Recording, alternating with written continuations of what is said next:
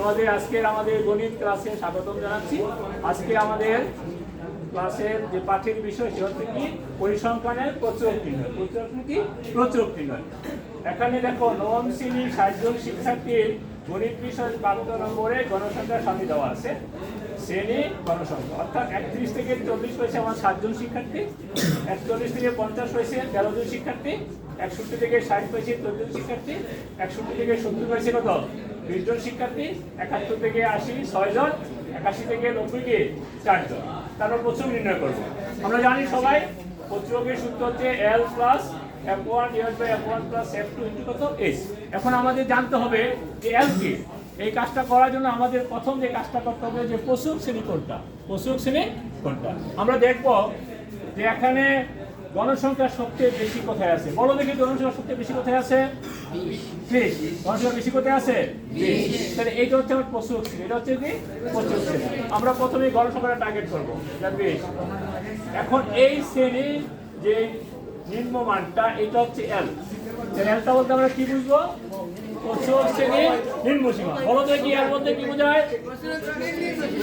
L বলতে কি বোঝায়? আর কি ধরে বলো L বলতে কি বোঝায়?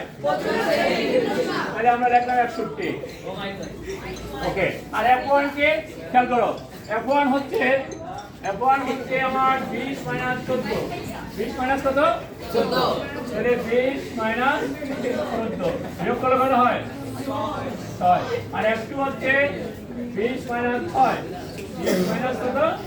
6 বিয়োগ করলে কত হয়? 14। আর এই হচ্ছে শ্রেণী ব্যক্তি, অর্থাৎ 61 থেকে 70 এর সংখ্যাটা কত? 10। মানগুলো বসাই দেই। L কত আমার? 61। F1 কত? 6। F2 কত? 6। F2 কত? 14। H কত? 10। তাহলে 6 প্লাস 6 বাই 14 আছে কত? 20 গুণন কত? 10। এই 10 এ আর বেশি কাটে কত? 2। 2 তার 6 কাটে কত? 18। তাহলে 61 প্লাস কত? 3 কত হয়? 64। তাহলে আমরা কত পেলাম? 64। তাহলে এখন তোমাদের একটু কষ্ট করে বলো দেখি প্রচুরক শ্রেণী কিভাবে নির্ণয় করতে হয়। তুমি বলো দেখি তো প্রচুরক শ্রেণী কিভাবে নির্ণয় করতে হয়? যে শ্রেণীতে গণসংখ্যা সর্বাধিক সেটা হচ্ছে কি প্রচুরক শ্রেণী। ধন্যবাদ তোমাকে। তুমি দাঁড়াও। কত থেকে L কিভাবে নির্ণয় করতে হয়? যে শ্রেণীতে গণসংখ্যা বেশি এবং সেই শ্রেণীর নিম্ন সীমা হচ্ছে L। ধন্যবাদ তোমাকে। তুমি দাঁড়াও দেখি তো কত থেকে F1 কিভাবে নির্ণয় করা লাগে?